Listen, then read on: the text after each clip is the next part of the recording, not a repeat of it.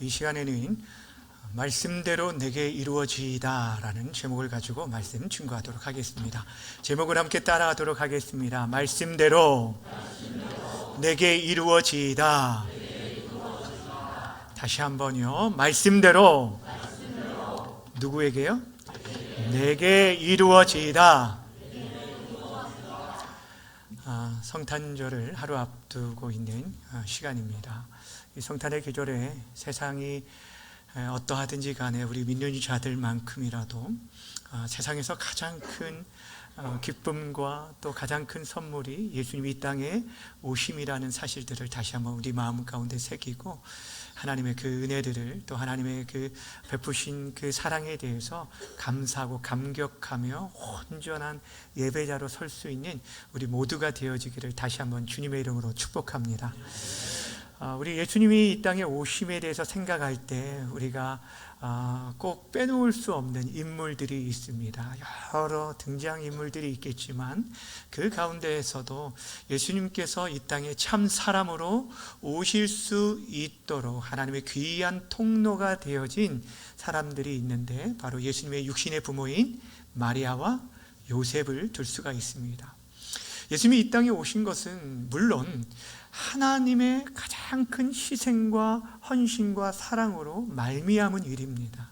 즉 자신의 독생 성자를 내어주신 그 희생과 사랑이 있었기에 그 모든 것이 가능했는데 그 하나님의 구원의 통로로 자신의 삶을 온전히 기꺼이 드리면서 그 일에 동참한 이 마리아와 요셉이 없었다면 예수님이 이 땅에 태어날 수 없었다라는 것입니다.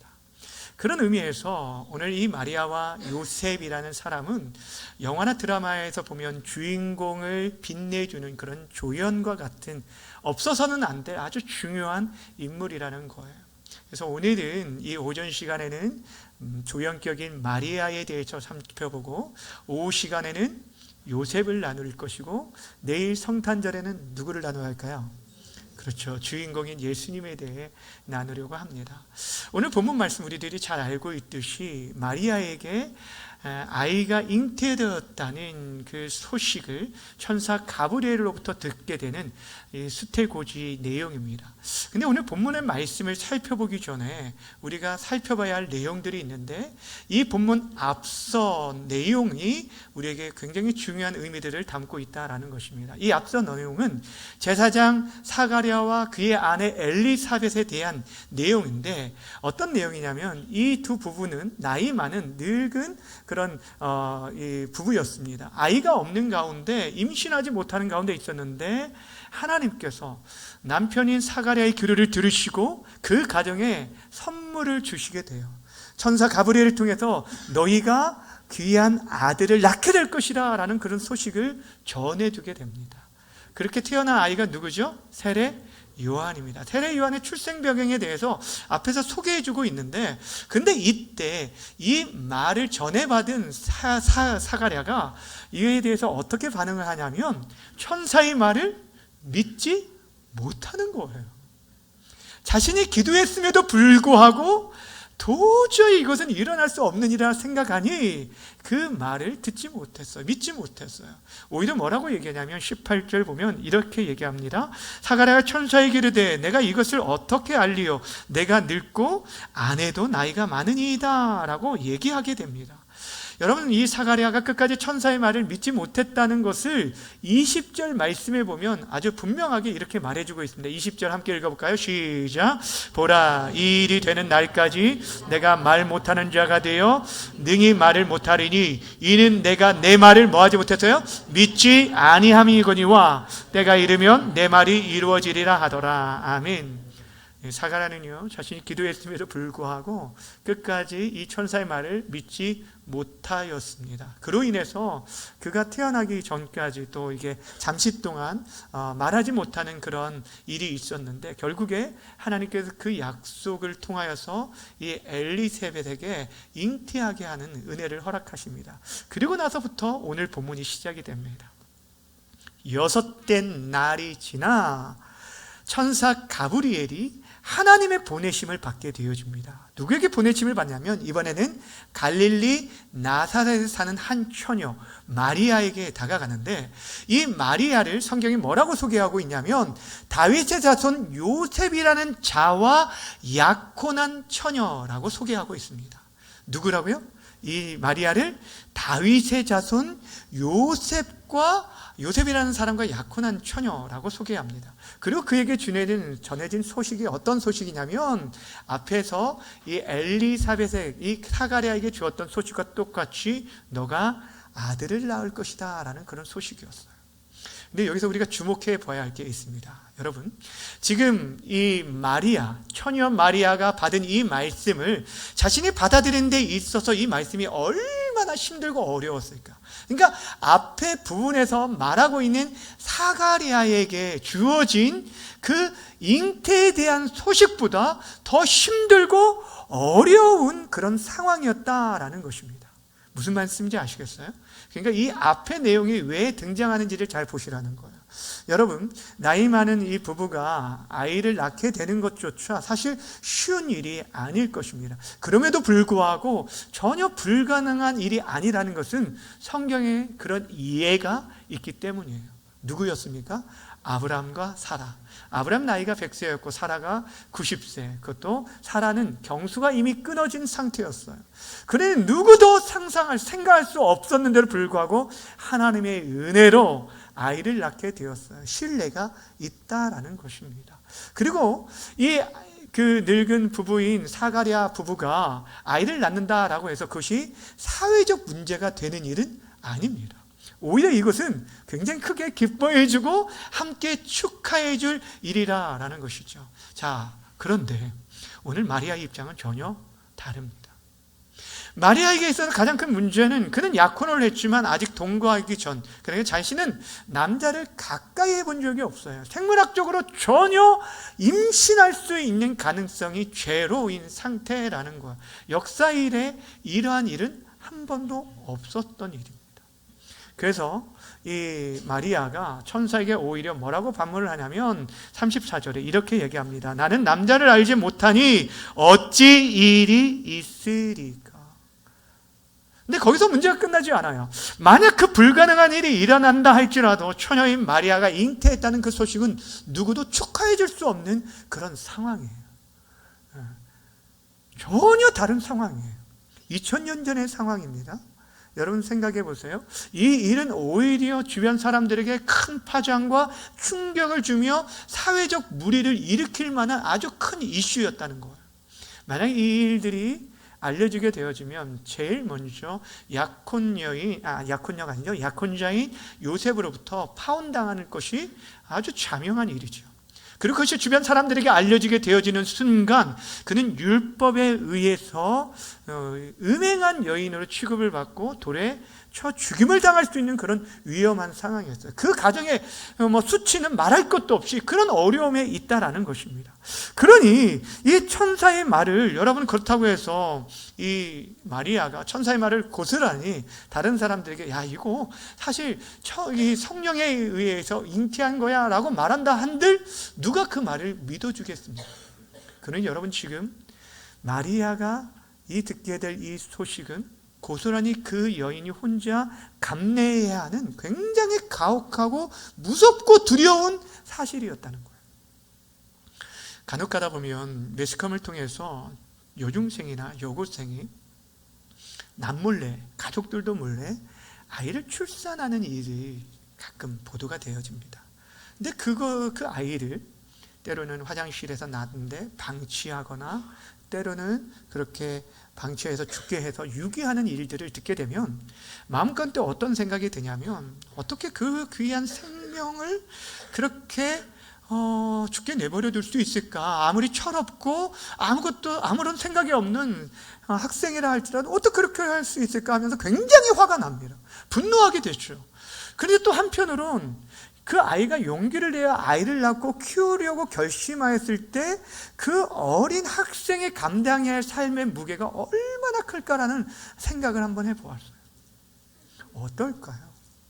평생 미혼모라는 낙인이 찍힌 채 사회적인 냉대와 차가운 그 사회의 시선을 받고 견뎌내야 돼요. 그것을 생각할 때 우리의 마음 가운데 화가 나는 동시에 때로는 안타까운 마음들이 있다라는 거예요. 근데 여러분, 지금 본문은 2000년 전 그것도 유대 사회의 이야기라는 거예요. 그러니 이런 상황 가운데 그 모든 위험 부담을 끌어안고 하나님의 말씀을 그대로 받아들이고 순종한다는 것, 그건 결코 말처럼 쉬운 일이 아니라는 것이죠.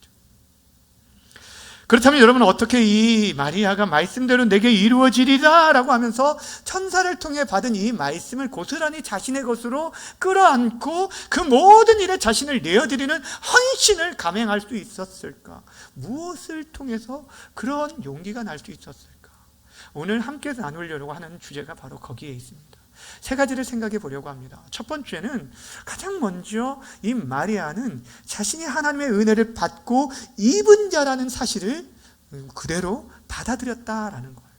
오늘 천사 가브리엘이 먼저 예수를 너가 잉태하게, 아이 잉태에 대한 수태고지를 듣기 전에 가장 먼저 마리아에게 했던 말이 뭐냐면, 하나님의 은혜를 받은 자라라는 그런 말이었어요. 29절과 30절을 말하고 있는데 28절 먼저 읽도록 하겠습니다. 시작.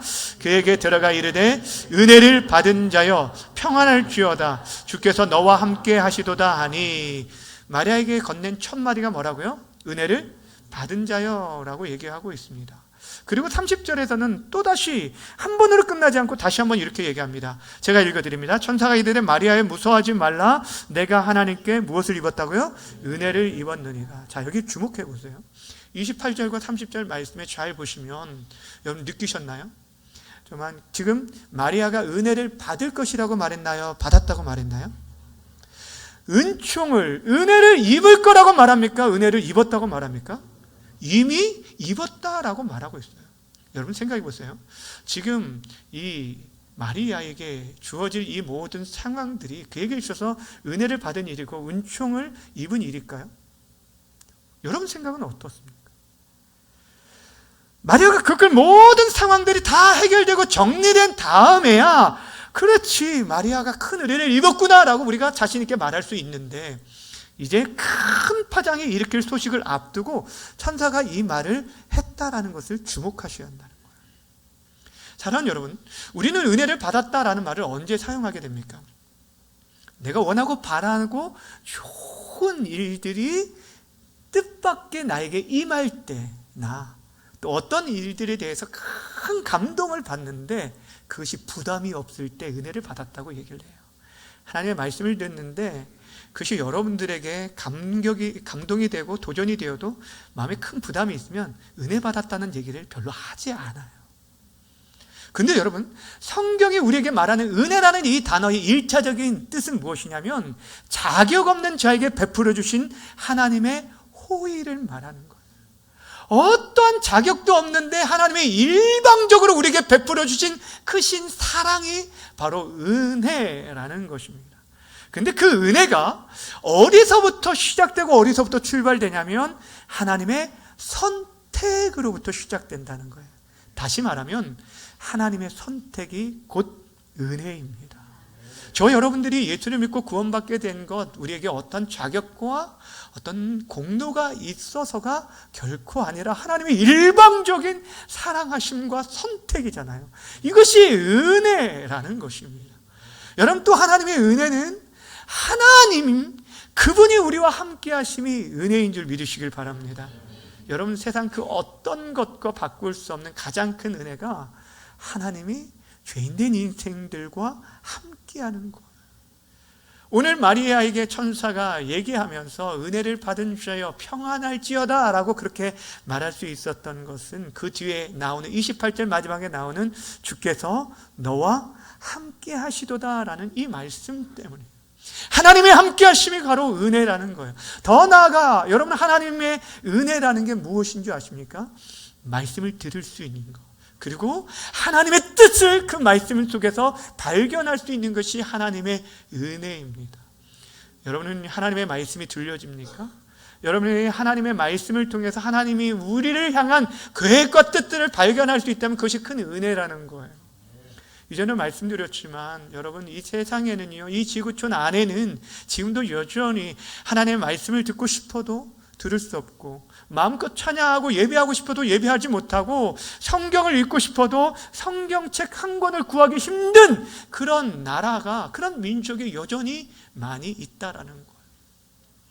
그래서 목숨을 걸고 하나님의 말씀을 전하고, 목숨을 걸고 하나님의 말씀을 듣고 예배하고, 목숨을 걸고 성경책에 발견되어지면 즉시 즉각 처형을 당할 수도 있는 그런 위험한 상황 속에서도 지금도 선교사님들을 통해서 계속적으로 요청되는 게 무엇인지 아세요? 자신의 일생에 한 번 성경 쪽복음이 아니라 66권 전체가 기록된 성경 한 권을 받아들이는 게, 받는 것이 가장 큰 소원이라고 말하는 사람들도 있어요. 주 안에 사랑하는 여러분, 은혜라는 것은 어떤 크고 대단한 일들이 있을 때만 우리가 말하는 것이 아니라는 거예요. 우리가 지금 이렇게 하나님 앞에 함께 모여 예배하는 것, 하나님의 택하심을 받은 것, 하나님의 인지함 가운데 예배하는 것, 그분의 말씀을 들을 수 있는 그 모든 상황이 하나님의 크신 은혜임을 믿으시길 바랍니다. 오늘 마리아는 하나님의 은혜를 받은 자여, 하나님의 은총을 받았다는 그 말씀을 그대로 받아들이는 것. 왜냐하면 자신이 하나님의 선택을 받은 거고, 지금 하나님이 지금 그 상황 속에서도 함께함을 믿었기 때문입니다. 주 안에 사랑하는 여러분, 바라고 나기는 하나님의 그 은혜의 샘과 같이, 그 은혜의 샘이 날마다 넘쳐남을 믿고 그 은혜 가운데 살아갈 수 있는 저와 여러분 다 되어주시기를 먼저 주님의 이름으로 축원합니다. 그 은혜가 우리의 신앙생활의 시작이 되고, 그 은혜로부터 수고와 헌신과 희생이 비로소 나타나게 되어주는 거예요. 그 마르지 않는 은혜의 샘이 지금도 여러분과 함께함을 믿고 끝까지 믿음으로 살아가는 우리 모두가 되길 다시 한번 주님의 이름으로 축원합니다. 두 번째, 마리아가 자신이 겪게 될 그 온갖 수모와 수치와 위험까지도 그를 감내할 수 있었던 그 이유, 그 말씀을 그대로 받아들일 수 있었던 이유는 자신에게 전해진 소식이 자신이 당할 그 어려움들을 이겨낼 만큼 더 큰 기쁨의 소식이었기 때문이라는 거예요. 그 소식이라는 게 무엇이었을까요? 자신을 통해 이 땅에 메시아가 탄생하게 될 거라는 말씀이었어요. 그러면서 천사가 마리아에게 잉태의 소식을 알릴 때 31절을 주목해 보시면서 이 말씀을 어디서 많이 듣지 않았는가 하면서 한번 보시길 바랍니다. 31절 함께 읽겠습니다. 시작. 아멘. 지금 이 말씀을 천사 가브리엘이 마리아에게 해주고 있어요. 여러분, 이 말씀 어디서 많이 들어보지 않으셨나요? 방금 들었다고 해도 됩니다. 네, 들어보셨잖아요, 그렇죠? 보라, 네가 잉태하여 아들을 낳을 것이다. 그리고 그 이름을 뭐라고 해라 라고 얘기했는데, 이 말씀은 700년 전, 예수님이 탄생하기 700년 전 이사야 선지자를 통해서 하나님께서 주신 예언의 말씀 가운데, 보라, 처녀가 잉태하여 아들을 낳으리니 그 이름을 임마누엘이라 하리라 라는 말씀과 똑같은 말씀입니다. 처녀 대신 내가 라고 얘기하고 있어요. 당시 유대인들은요, 오실 메시아를 늘 사모하며 기다렸고, 메시아에 대한 예언의 말씀들을 누구도 다 알고 있었어요. 이사야 7장 14절에 이 말씀, 보라, 처녀가 잉태하여 아들을 낳을 것이니 라는 이 말씀을 모르는 자가 없었는데, 천사가 자신에게 와서 얘기하는 거예요. 보라, 내가 잉태하여 아들을 낳을 것이다. 그 이름이 구원이라는, 예수라 하라 하면서 구원의 이름을 가르쳐 주신 거예요. 여러분, 아마 이 마리아가 소스라치게 놀랐을 거예요. 연이어서 천사가 이 태어날 아이가 바로 이스라엘에게 계속적으로 약속해 주신 그들이 고대하고 사모하는 메시아라는 것을 아주 분명하게 이렇게 말씀해 줍니다. 32절과 33절 함께 읽겠습니다. 시작. 그가 큰 자가 되어 지극히 높으신 이의 아들이라 일컬어질 것이요 주 하나님께서 그 조상 다윗의 왕위를 그에게 주시리니 영원히 야곱의 집을 왕으로 다스릴 것이며 그 나라가 무궁하리라. 아멘. 온 이스라엘이 오랫동안 기다렸던 메시아가 다윗의 자손으로 오게 될 것이고 그가 큰 자가 되고 지극히 높으신 하나님의 아들이 될 뿐 아니라 무너진 야곱의 집을 견고하게 하고 영원토록 다스릴 것을 말씀해 주셨어요. 이 모든 게 메시아에 대한 약속이죠. 여러분, 지금 이 약속처럼 예수님, 그 메시아가, 그들이 그렇게 바라던 메시아가 자신을 통해 오게 될 거라고 말합니다. 온 인류를 구원하기 위해 오실 메시아가 자신을 통해 오게 될 것을 말씀해 주고 있는 것이에요. 그러게 마리아는 이 사건을 통해 자신이 겪게 될 그 어떤 어려움, 그 어떠한 어려움도 이스라엘과 온 열방을 향한 하나님의 구원 계획의 성취됨을 더 큰 관심을 가진 거예요. 그것이 자신에겐 더 큰 거예요. 자신에게 있어서는 그것이 더 기쁨이에요. 여러분, 우리 일제시대 한번 생각해 보세요. 일제강점기 때에 독립운동을 했던 수많은 사람들의 마음의 소원이 무엇입니까? 대한독립 만세. 그렇죠. 나의 해방이에요. 근데 그 해방이 만약 자신의 한 사람의 희생으로 인하여서 그 일이 이루어진다라고 한다면 기꺼이 자신을 내어드릴 사람들이 얼마나 많이 있었을까 한번 생각해 보세요. 오늘 마리아가 그랬어요. 마리아는 자신의 어떤 공명심을 위해서가 아니에요. 자신의 어떤 욕망을 위해서 영웅심에 불타서 그렇게 이 모든 것을 받아들인 게 아니라 그 모든 일을 통해서 하나님의 구원이 이 땅에 임할 것을, 자신이 어떠한 대우와 어떠한 어려움을 당해도 하나님의 구원이 이 땅에 임할 것들에 대해서 자신을 기꺼이 내어드린 그런 모습을 보게 됩니다. 이 땅에 오신 예수님이 정말 어떤 분인지 온전히 알게 되면 그분을 믿고 따르는 데 있어서 치르게 될 그 어떤 희생과 그 어떤 헌신도 결코 큰 것이 아니에요. 아무것도 아니라는 거, 결코 아깝지 않다라는 거. 지금도 북한의 지하교회 성도들이 예수님 믿는 것 자체가 생명을 걸고 하는 일임에도 불구하고 얼마나 많은 분들이 지금도 믿음을 지키며 살아가는지 지금도 이 북한 선교를 하는 선교사님들을 통해서 듣고 있어요. 여러분 생각해 보세요. 지금도 공개 처형이 이루어지는 그런 가운데서도 믿음으로 모여서 예배하고 숨어서 예배하고 성경책 한 권 전달해 주는 것을 그렇게 큰 기쁨으로 여겨서 그것을 서로 나누어 가지고 나중에 발각되면 안 되니까 그것을 아예 한 성경씩 외워버린대요. 통째로 외우고 그것을 계속적으로 마음을 읊조리고 있다는 거. 여러분, 그들에게 있어서는 다른 어떤 것도, 이 세상의 부귀함, 이 세상의 그 어떤 행복, 이 세상의 어떤 명예, 그것과 결코 예수를 바꿀 수 없을 정도로 여러분, 예수가 우리의 생명이 됨을 아는 자의 삶의 모습이 바로 그러하다는 거예요. 사랑하는 여러분, 오늘 마리아는 자신의 일 통해서 임하게 될 메시아가 누구인지를 알았기에 기꺼이 그런 희생을 각오하게 했던 거예요. 바라고 원하기는 저와 여러분에게 있어서 우리 주님이 이 땅에 오신 하나님의 가장 큰 선물임을 깨닫고 예수를 믿는 그 믿음과 구원을 여러분의 가장 큰 가치로 여겨서 다른 어떤 세상 것에 마음을 빼앗기지 않고 오롯이 예수를 믿는 그 믿음으로 승리하며 살아가는 우리 모두가 되어주기를 주님의 이름으로 간절히 축원합니다.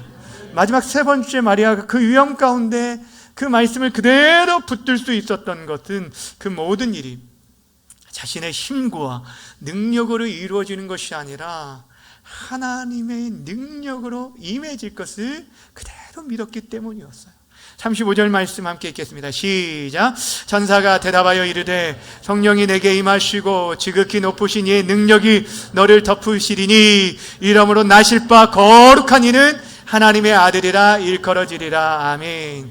여러분, 이 말씀은 마리아가 나는 남자를 가까이 한 적이 없는데 어떻게 이런 일이 있을 수 있습니까? 라는 질문에 대한 천사의 답변이었습니다. 천사가 뭘 하고 이야기합니다. 한마디로 너의 능력으로 되어지는 게 아니라 성령이 너에게 임할 것이다. 지극히 높으신 하나님의 능력이 너를 덮음으로 말미암아 이 모든 일들이 이루어질 것이다 라고 얘기하고 있어요. 여기서 우리가 주목해야 할 단어가 하나 있는데 바로 지극히 높으신 하나님의 능력이 마리아를 뭐 했다고요? 덮었다라고 말하고 있습니다. 이 덮었다는 단어를 우리가 좀 생각해 보려고 합니다.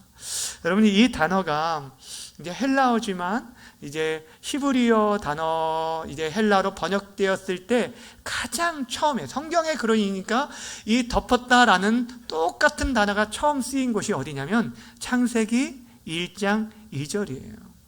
창세기 1장 2절에 제가 읽어드릴게요. 이렇게 말합니다. 땅이 혼돈하고 공허하고 흑암이 깊음 위에 있고 하나님의 영은 수면 위에 운행하시니라.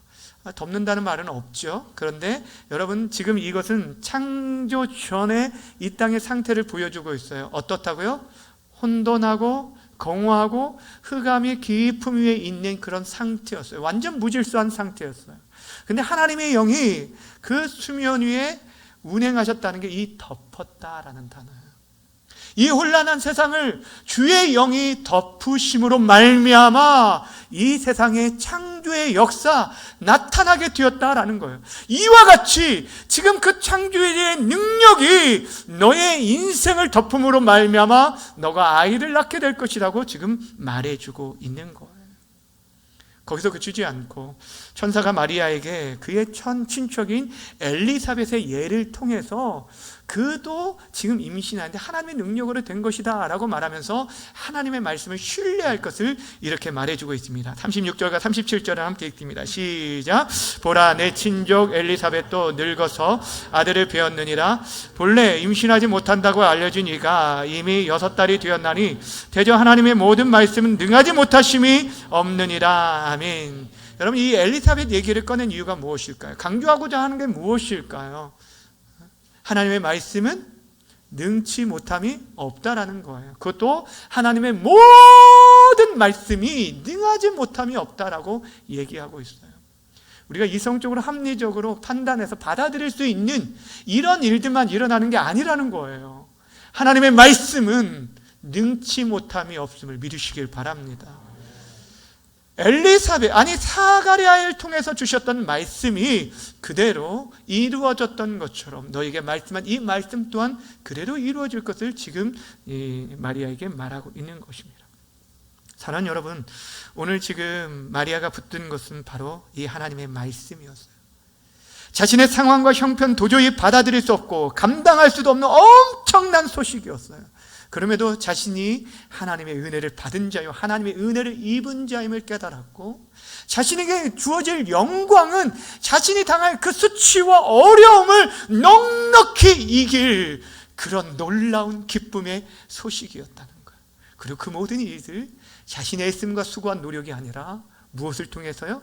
하나님의 능력을 통해 이루어질 것을 믿고 그는 그 말씀을 그대로 받아들이기로 결정을 합니다. 그래서 38절 이런 고백을 합니다. 그 위대한 고백을 큰 소리로 읽겠습니다. 시작. 마리아가 이르되 주여, 주의 여종이오니 말씀대로 내게 이루어지이다 하매 천사가 떠나가니라. 아멘. 따라합시다. 말씀대로 내게 이루어지이다. 여러분, 말씀대로 내게 이루어지라. 마리아가 진짜 이 말씀을요 진짜 그대로 받아들이고 믿었다는 것을 그의 친족인 엘리사벳을 만났을 때 엘리사벳이 마리아를 축복해주는 말씀 속에서도 발견할 수 있습니다. 45절인데 이렇게 얘기합니다. 화면을 잘 보세요. 주께서 하신 말씀이 반드시 이루어지라고 믿는 그 여자에게 복이 있도다. 자, 지금 누가 누구에게 말해준 것입니까? 엘리사벳이 마리아에게 축복한 건데, 마리아를 향해 뭐라고 말하냐면 주께서 하신 말씀이 반드시 이루어지리라고 믿는 여자라고 얘기를 하고 있어요. 마리아 그대로 믿었다는 거. 사랑하는 여러분, 마리아, 많은 학자들이 마리아가 하나님의 말씀을 그대로 받아들인 순간 예수님을 잉태하였을 것이다 라고 말을 합니다. 저도 그렇게 생각을 합니다. 여러분, 하나님의 은혜가 우리 삶 속에서 열매를 맺고 그것이 잉태하기 위해서는 결국에 하나님의 말씀 그대로 받아들이고 그때에 따른 어떤 수고와 희생에 따르다가 그대로 순종하며 나가는 그 순종을 통해서 여러분, 하나님의 그 은혜의 말씀이 잉태하게 된다라는 것이에요. 전에 사랑하는 여러분은 어떻습니까? 여러분, 지금 이 시대에도 하나님의 말씀이 능하지 못함이 없음을 믿고 그 말씀을 여러분 오로지 붙들고 살아가고 계십니까? 그 말씀이 여러분 삶 속에서 이루어지기 위해서 여러분은 얼마나 헌신하며 순종하며 어떤 수고를 지금 감내하고 있습니까? 많은 사람들이 얘기를 합니다. 한국교회에 대한 미래가 없다라고 얘기를 합니다. 그러면서 지금이라도 우리가 정신을 차리고 다음 세대를 세워가야 한다라고 모두가 얘기를 하시죠. 또한 교회 본질은 선교하고 전도하는 일이고 이 일을 위해서 교회가 정말 집중해야 한다라고 얘기를 합니다. 또한 교회 공동체는 세상이 줄 수 없는 평안과 사랑으로 하나 되는 공동체가 되어야 한다라고 얘기를 합니다.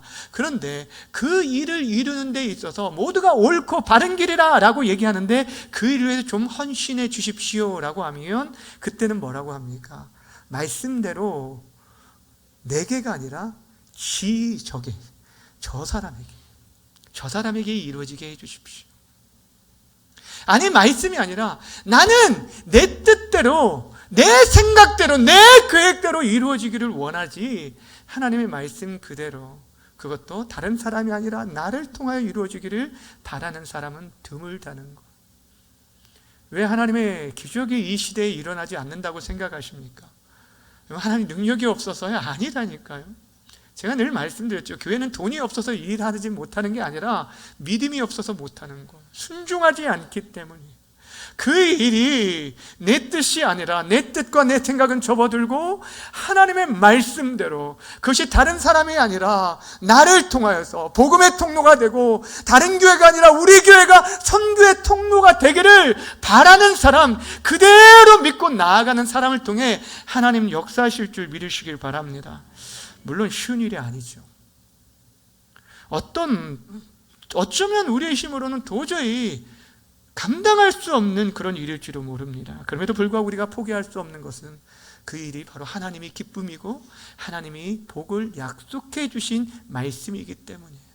여러분, 우리의 가정의 가족 구원도 마찬가지입니다.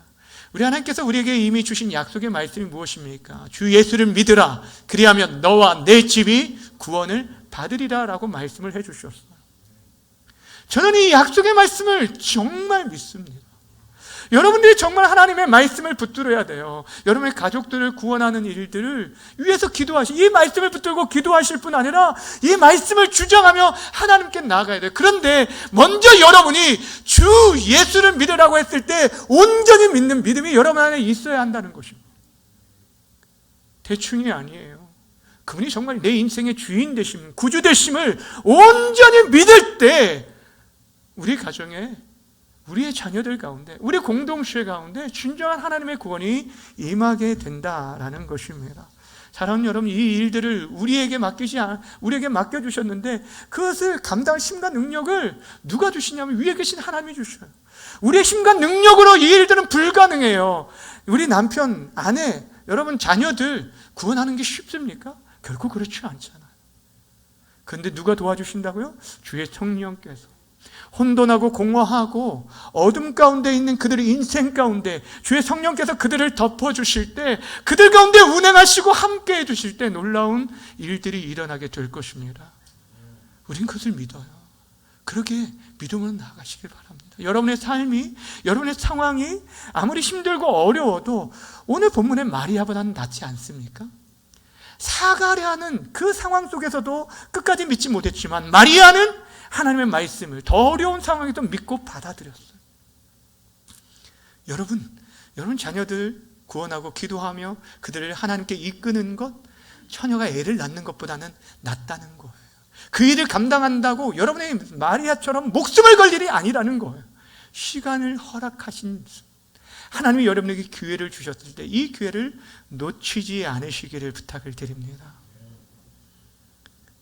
여러분 가운데 여러분 자녀들에게 한 번이라도 정말 마음을 다해서 예수 믿고 구원받으라고 예수님을 전해주지 못한 분들이 있다면 여러분 한번 속으로 다시 한번 물어보세요. 여러분이 정말 예수를 믿고 있는지. 예수님이 이 땅에 오심은 우리를 죄에서 구원하시기 위함입니다. 그 구원의 은혜가 여러분에게만 머물지 않기를 원합니다. 여러분의 자녀들에게 여러분의 삶에 흘러갈 수 있기를 바랍니다. 모든 것들이 불가능해 보일 수도 있습니다. 그러나 아닙니다. 하나님께서 여러분과 함께 해주실 거예요. 주의 성령께서 여러분 가운데 함께 해주실 것입니다. 여러분 정말 은혜를 받은 자입니까? 하나님의 선택을 받은 자라는 걸 믿습니까? 하나님의 사랑을 입은 자라는 걸 믿습니까?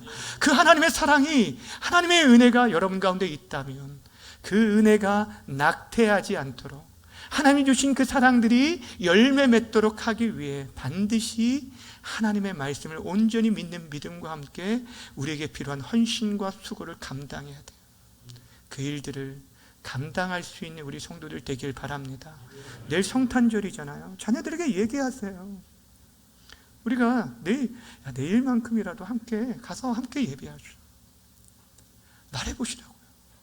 하나님은 그렇게 말씀 그대로 내게 이루어질 것을 믿고 순종하며 나아가는 자를 통해서 지금도 일하실 줄 믿습니다. 우리 교회 공동체가 또한 우리의 모든 삶들이 하나님의 그 은혜의 통로가 되어지고 복음의 통로가 되어지고 하나님의 말씀을 이루어드리는 그런 아름다운 통로로 우리 모두가 함께 귀하게 쓰임받게 되기를 주님의 이름으로 간절히 축원드립니다. 우리 시간 함께 찬양하고 기도하도록 하겠습니다. 오직 주의 사랑에 매여라는 찬양의 가사인데 이 내용의 가사는 하나님의 은혜, 그 모든 것이 하나님의 은혜이기에 그 은혜에 내가 의하여 내가 살아가고 내가 헌신하고 내 삶을 남은 생에 그렇게 드리며 살겠습니다 라는 그런 고백입니다. 여러분 얼마나 하나님의 은혜를 받았는지를 다시 한번 기억하시면서 하나님, 내가 그 사랑에 매여서 그 은혜에 매여 그 사명에 그 부르심에 순종하며 남은 생에 살기를 원합니다. 이런 기도하는 마음으로, 헌신을 다짐하는 마음으로 함께 찬양하며 나아가겠습니다.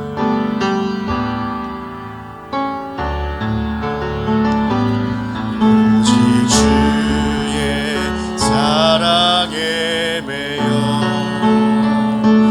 내 영 기뻐 노래합니다. 이 소망의 언덕 기쁨의 땅에서 주께 사랑 드립니다. 오직 주의 임재 안에 갇혀 오직 주의 임재 안에 갇혀 내 영 기뻐 찬양합니다. 이 소명의 언덕 거룩한 땅에서 주께 경배드립니다. 주께서 주신 은혜, 주께서 주신 모든 은혜 나는 말할 수 없네. 내 영혼 즐거이 주 따르렵니다. 주께 내 삶 드리. 우리 다시 한번 찬양합시다. 오직 주의 사랑에 매여 오직 주의 사랑에 매여 내 영 기뻐 노래합니다. 이 소망의 언덕 기쁨의 땅에서 주께 사랑 드립니다.